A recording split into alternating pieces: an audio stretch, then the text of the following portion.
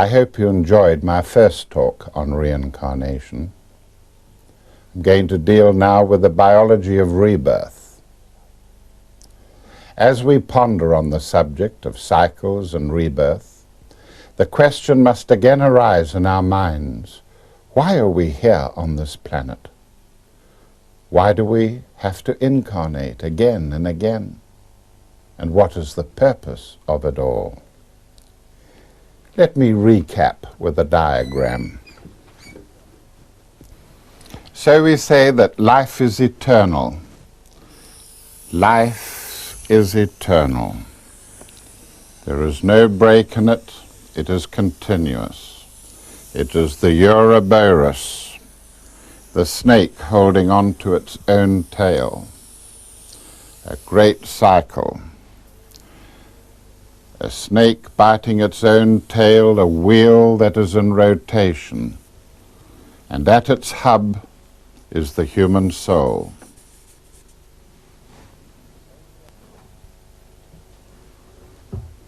Only a part of the great cycle of life is dipped into matter, this plane of physical matter.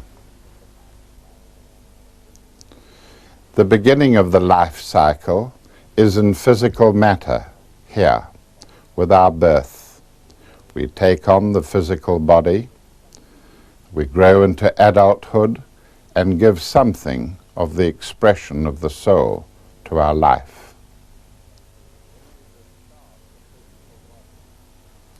Then we discard the physical body in what we like to call death. But we continue to live in our astral bodies in the astral world for a period of about 20 years after death.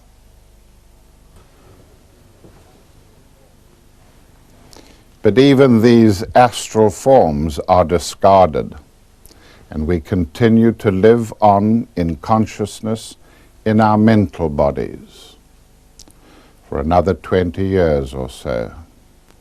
20 years on the mental plane, 20 years in the astral world.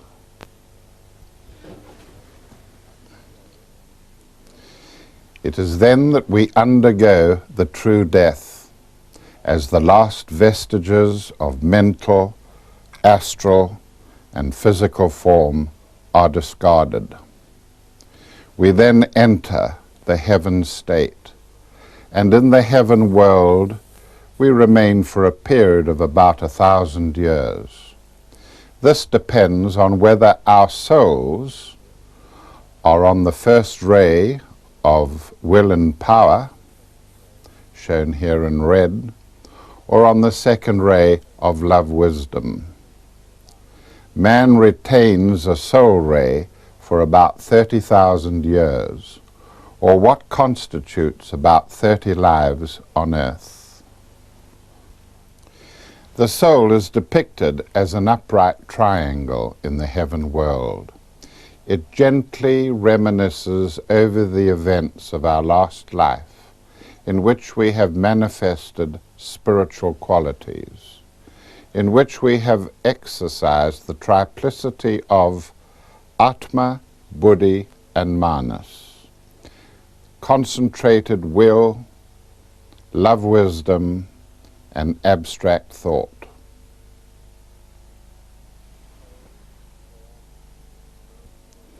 The soul absorbs the spiritual essences of the last life, and in its turn it radiates its spiritual nature of truth, beauty, and goodness out into the worlds around it.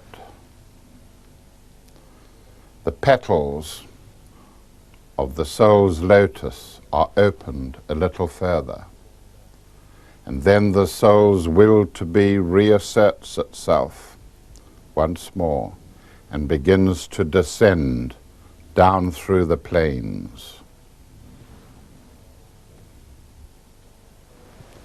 On the mental plane, the soul draws to itself the mental permanent atoms left there in the last life. It will be these mental permanent atoms which will form a nucleus around which the future mental body will form.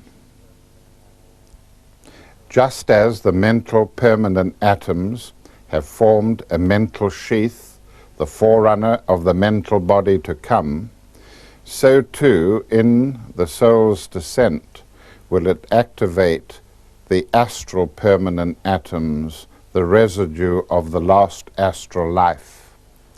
These astral atoms, permanent atoms, will form a sheath, and the process will continue as part of the descent of the soul. The soul is now ready to enter physical incarnation. It hovers over the developing egg in fertilization, and then the embryo, then the fetus, and then the baby. And so the child grows into adulthood, develops a personality, and expresses to varying extents the qualities of its overshadowing soul.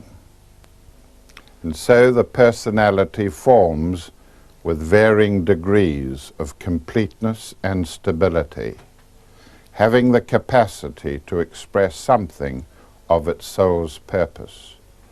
The whole process of this cycle is continuous. There is no death, only change of state. Life is eternal and continuous.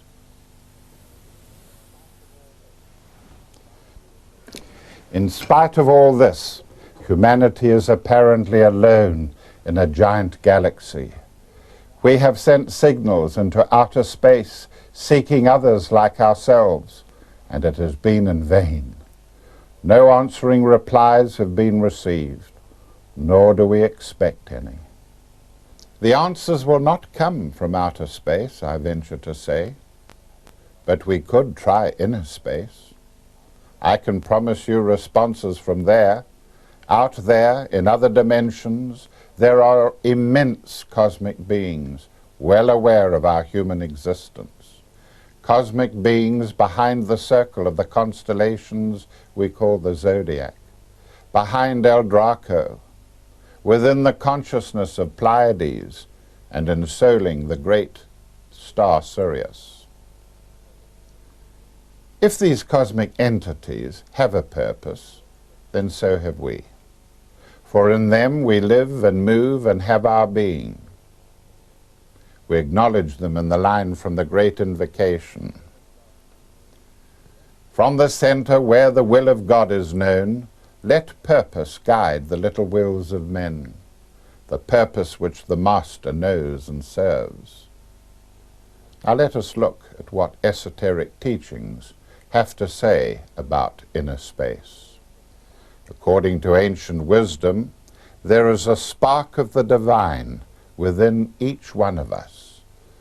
The form of the divine has been likened to a flame, and we, the human monads, are sparks of that flame, of the divine, but not detached from the divine.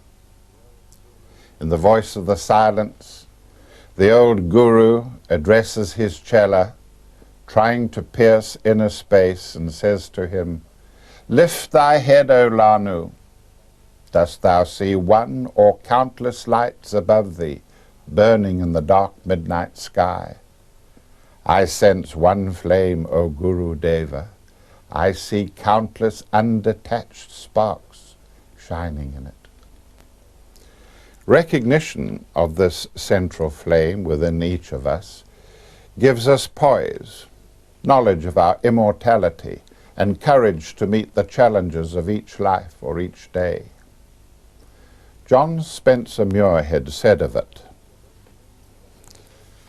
"There is a flame within me that has stood unmoved, untroubled through a mist of years, knowing no love nor laughter, hope nor fears, no foolish throb of ill, no whine of good. I feel no shadow of the winds that brood. I hear no whisper of a tide that veers. Weave hears under the eye of time, of habitude.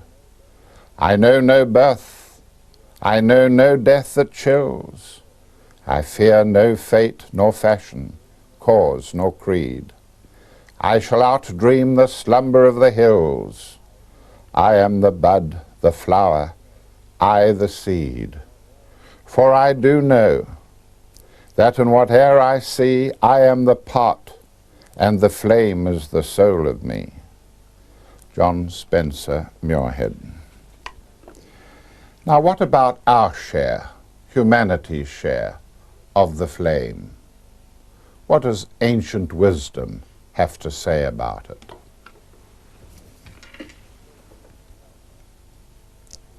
Ancient wisdom tells us that the inner dimensions are divided into 7 planes.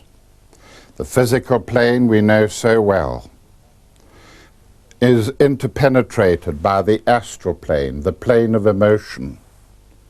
Beyond this is the mental plane, in which we create thought forms, in which we think. And here, of course, is created our lower vehicles, the vehicles in which we live out our various incarnations. Going inwardly further, we have the monadic plane divine, the plane on which the spark of the divine, which is the monad in you and in me, lives. It lives within the flame of the divine, and this flame is depicted by the monadic plane. Between the monadic plane and the mental world, there are the 3 planes of soul on which the soul exists. They are Atma, Buddhi, and Manas, and we shall hear of them later. Now there are 63,000 million monads, or sparks of the divine, using our planetary scheme as a vehicle for expression. They are scattered on the 7 planes. Half of them are moving downward into incarnation and take on a physical body here in the physical world. The other half are moving out of incarnation, some of them going as far as the monadic plane, and this is what we call the continuous flow of monadic sparks into physical bodies. And so we have a beautiful system. The monad never actually leaves its own elevated plane. Processes of its consciousness elaborate what we call the soul. We say that in the monadic plane we have our anchorage, which is a spark of the divine, that the monadic plane enables a thread or sutratma to sink downwards into the planes of soul, and there to activate permanent atoms which together draw material into them.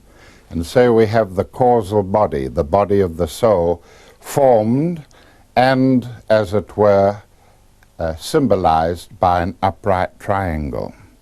From the soul's vehicle, the causal body, again there is a thread linking it to the personality of man. This thread we call the antakarana.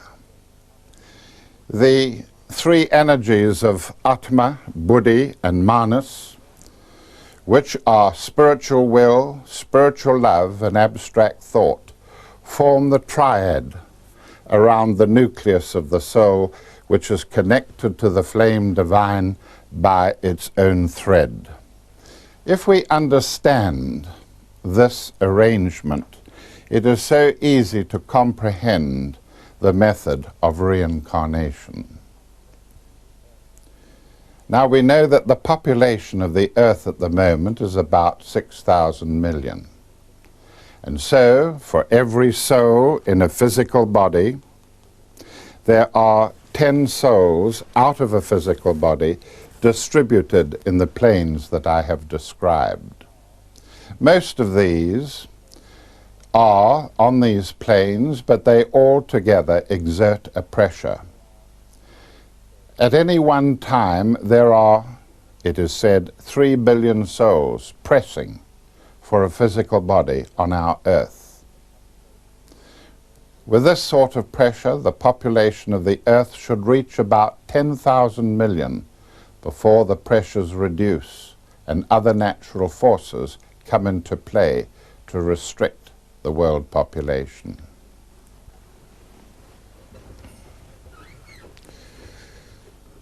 Man has already begun to stem the increases of the Earth's population.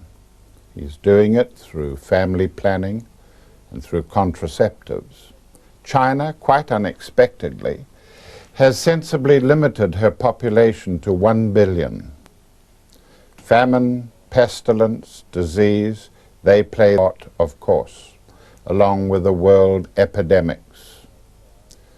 We can't go into great detail here, but we must confine ourselves to the matter of reincarnation and the part played by the soul's purpose in that process. The part played by the soul's purpose as the soul presses for birth in human form. There are other monads besides the human. In the great flame divine, account is taken of the animal kingdom, the plant and the mineral. But they use the group soul as a mechanism to express their energies, and their evolution is slower than ours in spiritual terms. Nor must we believe that unfoldment only occurs in the Earth scheme. In the giant lotus of the solar system, there are 10 great schemes in operation. The solar lotus is also unfolding its petals. The Earth scheme is one such petal in that giant lotus. The petals of the solar lotus are given planetary names, but they also include the many moons, comets, and asteroids of the solar system. The Venus scheme is said to provide opportunities for the sense of vision to unfold. Mars is said to favor the unfoldment of what we call hearing.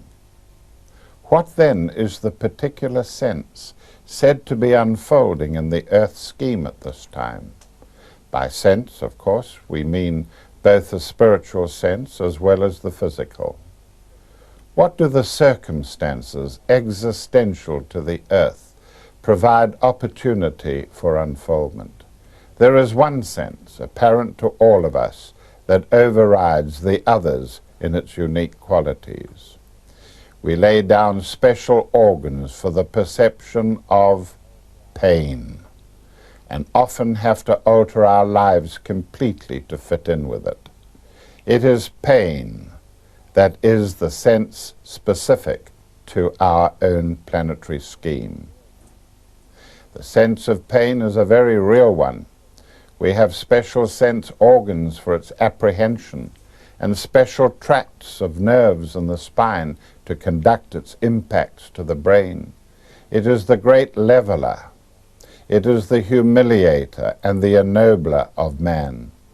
It has vastly important effects on spiritual development. The lords of karma use it to express their laws. The teachings of both Christianity and Buddhism are steeped in their respect for it. The Buddha and the Christ taught us to recognize that pain is a factor in the life of our solar system and in the life of our solar logos, and we must accept its inevitability. We must be prepared not only to suffer pain in a way that the soul would want us to, without emotion, without terror, but there is a mystery here, a deep mystery indeed. You and I are expected to stand more pain than is even our share. Pain that is physical, pain that is emotional, mental, and yes, even pain that is spiritual. The crucifix of Christianity, the mustard seed of Buddhism, the mutable cross of astrology, they all tell us that pain and its endurance is cosmic in importance. We share the karma of pain, which is that of our solar logos, the one in whom we live and move and have our being. There is no purpose which a soul expresses that does not concede something to pain and its endurance. This is not the place to go into the metaphysics of pain. It is a subject on its own. It is unheard of for a soul's purpose to be free from needing to share something of the karma of its community, something of the karma of its tribe, or even of its nation's pain. Let me draw an analogy in respect of the karma of pain. Man is the lord and giver of life to the billions of cells that make up his own body. If he happens to be involved in violent crime or something similar, he will be imprisoned or chased and harassed. And during these episodes, his body cells will share the experience in some way. Perhaps the blood pressure will rise and the red cells will be affected. Maybe there will be great pain or even a wounding with the loss of many cells. Now we too are cells or souls in the body of a stupendous being, call him what you like, and we must share his pain, the pain of the one in whom we live and move and have our being. And it is in the purpose of each soul to do so, the purpose which the Master knows and serves. We must accept that there is a karma of cosmic proportions that we cannot even comprehend, but which must be shared nevertheless. Pain is one of these aspects. How much pain must we suffer? Strangely enough, it is often a matter of choice. The true symbolic meaning of the Christ was that Jesus undertook a much larger share of the planetary pain in order to reduce the load on others. It was an example to those of us who begin to forge ahead in our spiritual growth. It's not just a matter of dividing the pain by 63 billion and then dividing that small share amongst the many lives that some of us have lived. Not merely dividing the very heavy karma of pain. There's the karma also that we have to consider of Rome. My own Roman karma is enormous. The karma of Atlantis has got to be taken into consideration. The karma of Atlantis and then the karma of Greece, so disproportionate to that of Rome. All of us have had lives in those two great civilizations, and it's to be expected that it would be divided unevenly amongst us according to our actions that we persisted with in Rome and Greece. Young souls carry less karma because their responsibility is less. Older souls carry more painful karma because their responsibility is more, and they are capable of accepting the spiritual pain and anguish commensurate with their actions.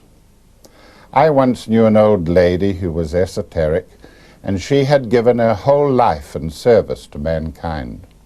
She was a student of the Master D.K., and as her faculties began to fail, she asked what she could do in her last years. She decided to accept the karma of a painful death, a death by cancer, the Atlantean karma.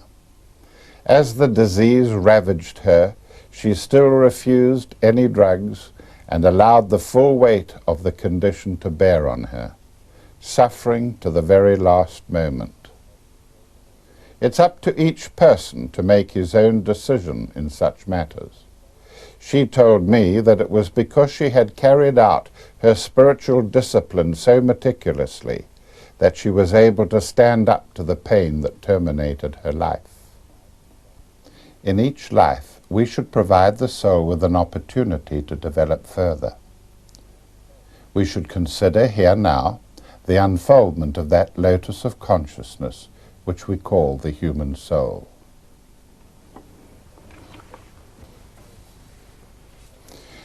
The soul's lotus begins as a bud-like structure developing around the sutratma thrown down from the monad.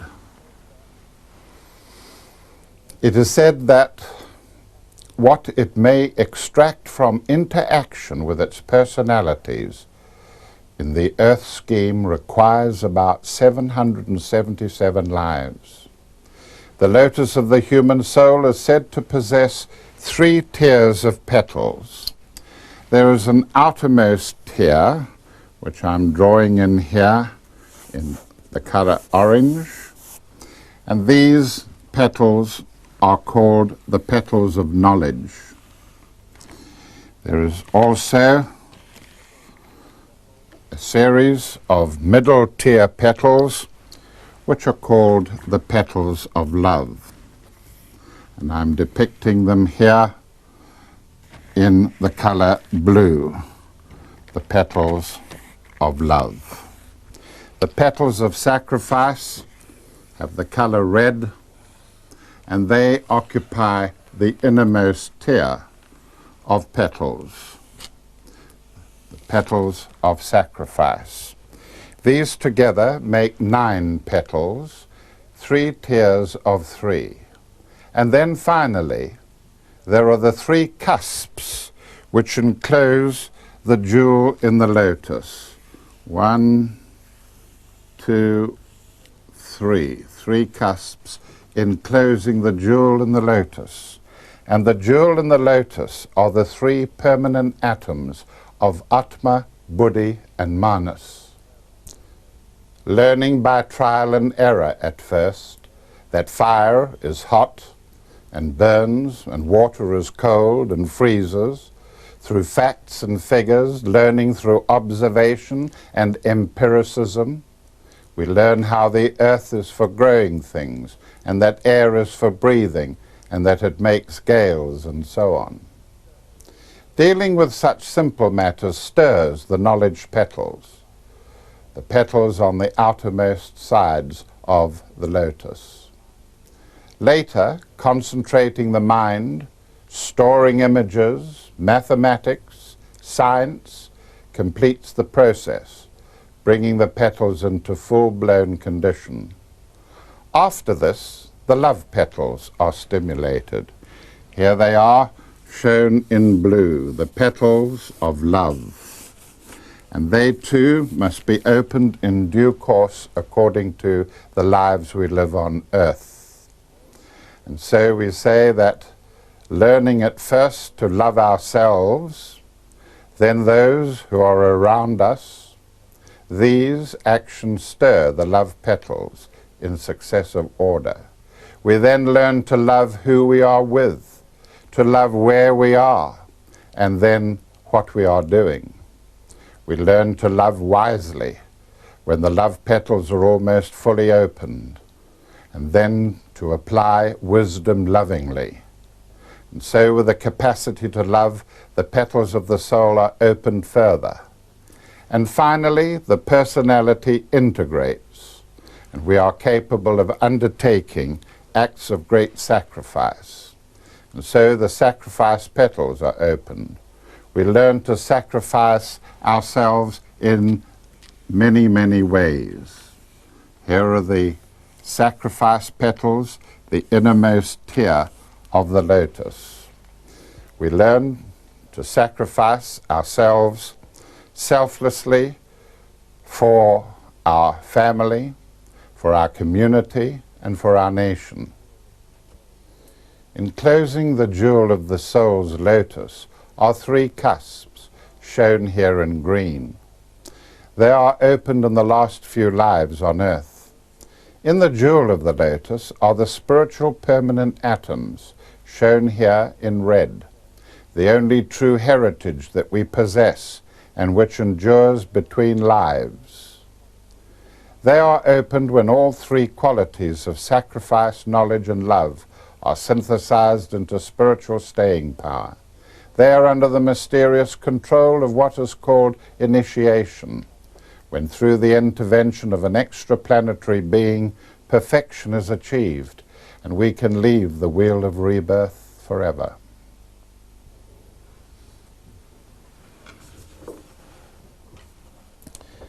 Let us now give some attention to the 63,000 million souls using the Earth scheme. They are ever seeking as souls for expression in a physical body. They vary in all sorts of ways. They vary in the number of lives they have lived on Earth. They vary as to whether they were individualized in our scheme or on another scheme like that of Mars. They vary in their rays, the rays that govern them, as these spring from a mighty source outside our solar system. They vary as to how long the soul has been out of a body. So different are they that I always refer to them and draw them as a spectrum of souls. Let us say that the infrared end of the spectrum represents souls that are young with few lives on Earth, who, life after life, have known no more than living in the tribal state with their totems and their taboos. These young souls have never been subjected to the organization and systemic nature of a highly developed civilization. Their traditions, their priests, and their chieftains have been their law. Now, at the other end of the spectrum of souls, the ultraviolet end, we have the highly advanced souls, souls who have known many lives on Earth, have held position as artisans, scribes, traders, administrators. They have lived by the law and have dwelt in highly organized cultures. These souls are intuitive, are capable of thinking abstractly, and can exercise their wills for the good of the community they serve. They would be out of sympathy in crude tribal conditions. In between the two extremes are found the averagely developed souls, with several hundred lives on Earth. They are adapted to the moderate cultures that the planet has to offer. C.W. Leadbeater suggested that a middle-class Chinese merchant would be typical of them. They are pragmatic. They worship wealth and possessions. They find their main expression in Asian bodies, especially in the Sino-Japanese and the Dravidian Hindus. There are ample numbers of bodies available to them. Now let us look at the matter of the availability of bodies to the spectrum of souls. There are relatively still huge numbers of young souls looking for bodies in our own planetary scheme, compared to the bodies in tribal states available to them. Tribal states, as found in the Amazonian jungles, have been decimated. So too in Africa, where famine and slavery and disease have also played havoc. The imperialist nations have played a part in this state of affairs, and they must pay karmically for it, and they do, as we shall see. So few primitive bodies are available at this time that young souls are forced into cultures and physical forms that are far too advanced for them. This is the basic cause of delinquency in the Western nations, in the nations that have decimated tribal cultures. And so we are presented with an anomaly. We could represent the total bodies available, making up the population of the Earth today as an ellipsoid structure. At each end, the ellipsoid falls away, indicating a paucity of bodies. Thus, a scarcity of physical bodies for young souls, and equally, a paucity of bodies for highly developed souls. It is said with some truth that Buddhas galore are awaiting the chance to incarnate when suitable vehicles can be found for them.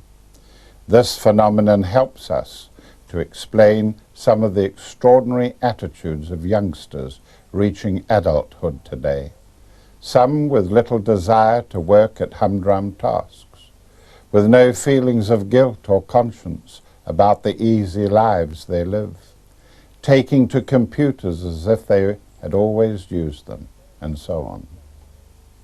The same is true with young souls, sometimes incarnating in a vehicle that is quite unlike the parents that produced it, with blunt features emerging when both mother and father have very refined ones.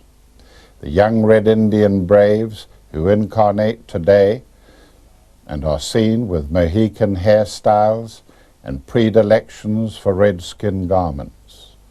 On the other hand, there are large numbers of averagely developed bodies available for the diminished number of moderately developed souls. And there is little tension in the middle of the two structures I have depicted. The lack of disparity between souls and bodies available is the reason why the East bears its woes with such equanimity. Easterners, like the Chinese and Hindus, accept their tidal waves. They accept their river floodings and earthquakes and famines. They accept them all with remarkable phlegmatism. It seems as if they are inured to such travails. But their understanding of karma, the great laws of being, underlie their apparent passivity in the face of such suffering. A quick rebirth, hopefully into a better body, is always a reality to them in the East, in the midst of their woes. Annie Besant predicted, early in this century, that because of the kind of situations I've described here, there would be tensions developing on college campuses in the mid-50s. And this indeed happened. She said the cause would lie in a sudden return to incarnation in our century of the slaves of Greece and Rome, many of them better educated than their masters. The opening of a single petal of the soul's lotus would involve many lives on earth. The question arises, what sort of lives favor opening the knowledge petals, or the love petals, or the sacrifice petals? It is to the astrological mechanisms of rebirth that we must now give our attention. Astrology is very old, especially esoteric astrology, which is the astrology given to us from divine sources or from within. Astrology antedates anything that we have of recorded history. The proposition here is that there are laws governing the way in which we take a life, and they are based on astrology and karma. Each sign provides qualities of environment unique to the sign and of great use in the synthesis of personality and soul. In the long journey towards truth, beauty and goodness, experience of all the signs is needed. Let us see how. For our very first few hundred lives on earth, desire is the driving force that presses us into continuous rebirth. Young souls, using primitive man, tend to tread a path around the zodiac in a clockwise direction. Beginning at Pisces, via Aquarius, they travel through Capricorn, Sagittarius, Scorpio, Libra, Virgo, Leo, Cancer, Gemini, Taurus into Aries. This is for savage man who treads the path. We say picturesquely that they travel feet first from Pisces to Aries via Aquarius. Now in this path, each sign of the zodiac will provide its own existential conditions for the young soul to experience its desire nature. The desire that is being cultivated in the young soul is that of attaching desire. and experience constitutes forming attachments to the objects of desire, and then having the attachments broken, and broken and broken, and then reformed and broken, reformed elsewhere again and again. For the savage man, there are 4 primary desires which must be satisfied and then set aside. And clockwise around the zodiac, the first time will provide the desire necessary for this. Firstly, there is the desire for security. Then there is the desire for new experience, the desire for response, and the desire for recognition.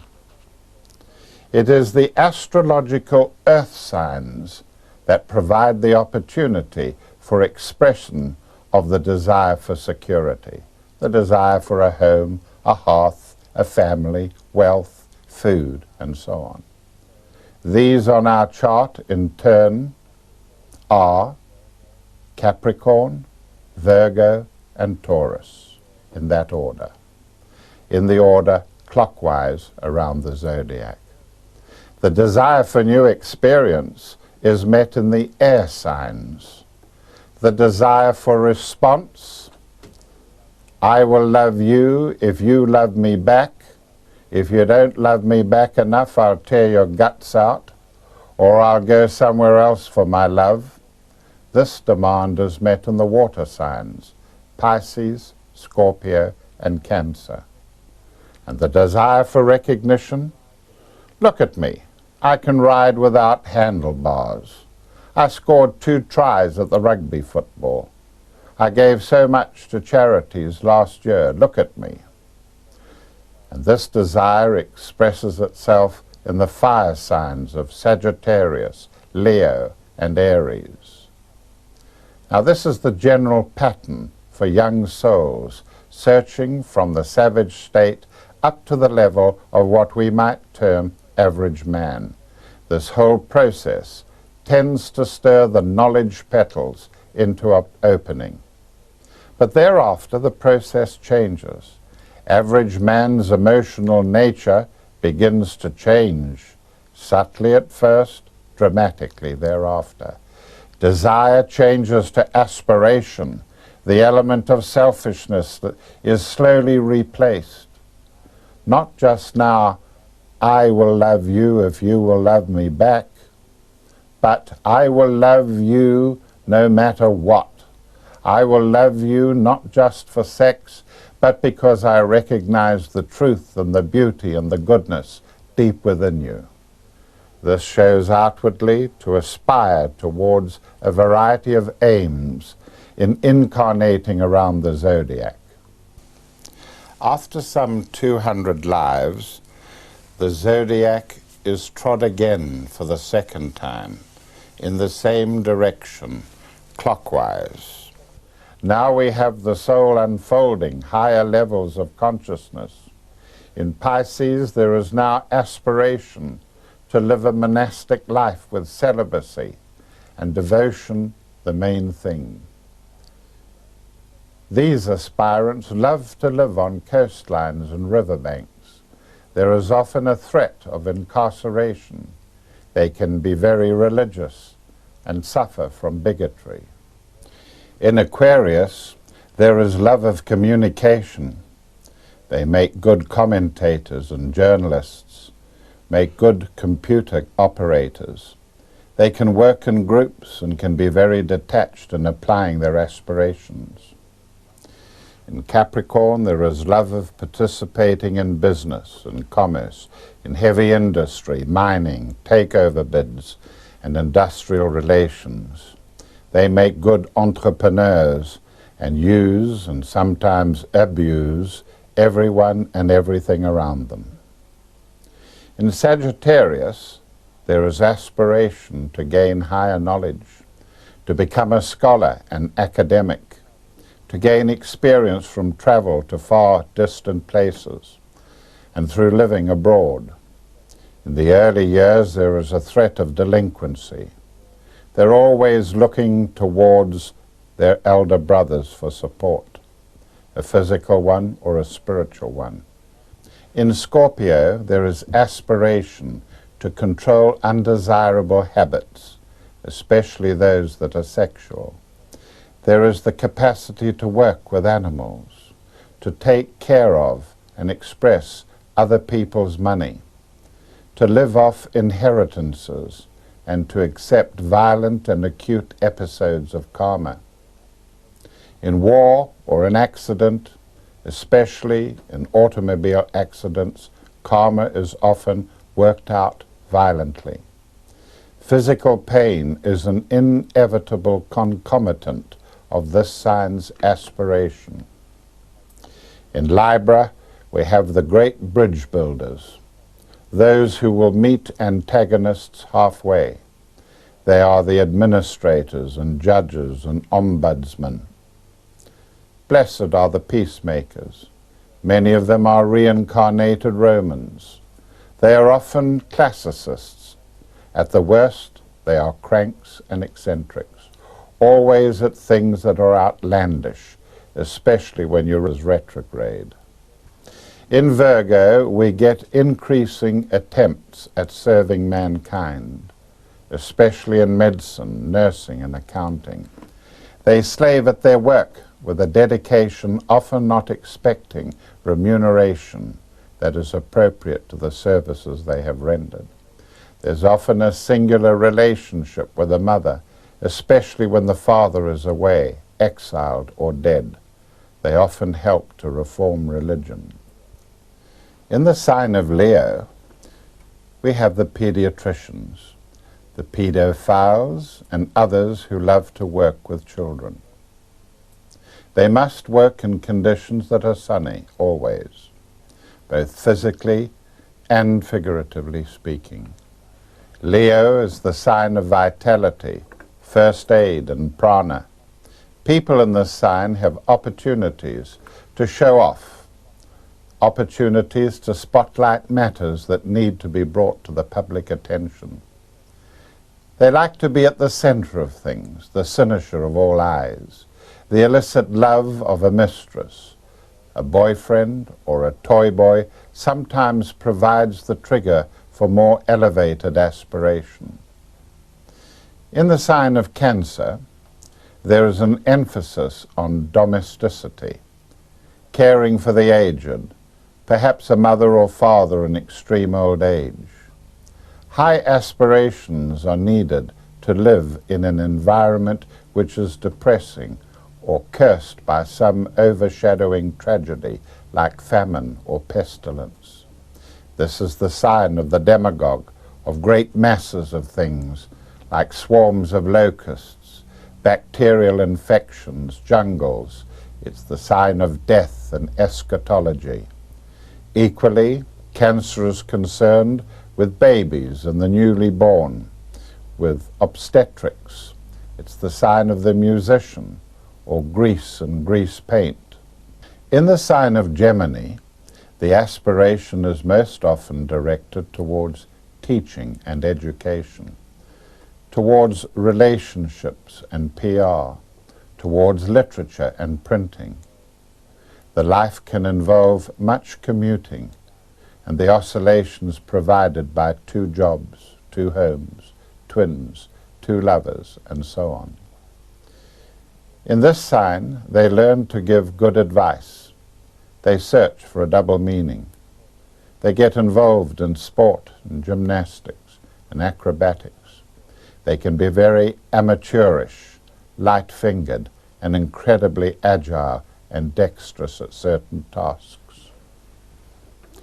Taurus is the sign in which aspiration towards solid investments can reach a climax. They love the solid things of life. It is the sign of the country squire, of the legendary John Bull with his lands and country estates. There is appreciation of beauty, but it is not really consummated until the object is owned. These are the English shopkeepers that Napoleon sneered at. It is the bourgeois middle class that only consolidates, never innovates, and never expands into new fields. In Aries, doors are continuously being opened. It is the entrepreneur's paradise. There is interest in history and biology, in the Old Testament, and a tendency to treat the world as a patriarch does. Great enterprises like the exploration of the genetic structure of mankind, or channel tunnels, or space exploration are pondered over. Darwin's Origin of Species, Milton's Paradise Lost, Tennyson's Morte d'Arthur, the Channel Tunnel, world wars, mass production, the Eiffel Tower, these are typically attractive to the aspirations of the Aries type. It is now, still in the sign of Aries, that the extraordinary phenomenon of reversal occurs. As the soul reaches the sign of Aries, for the last time, a period of divine unrest occurs. Even his hard-won aspiration begins to falter.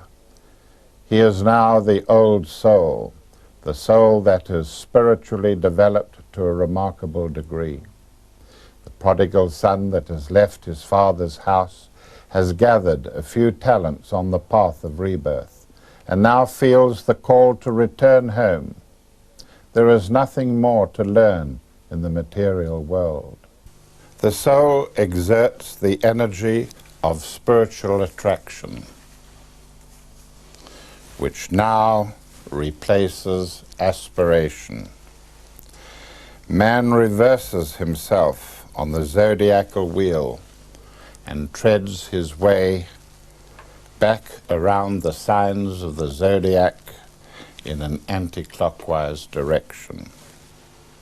He expends a few lives in each sign, sacrificing his own interests for the good of humanity, always putting truth, beauty, and goodness before all else.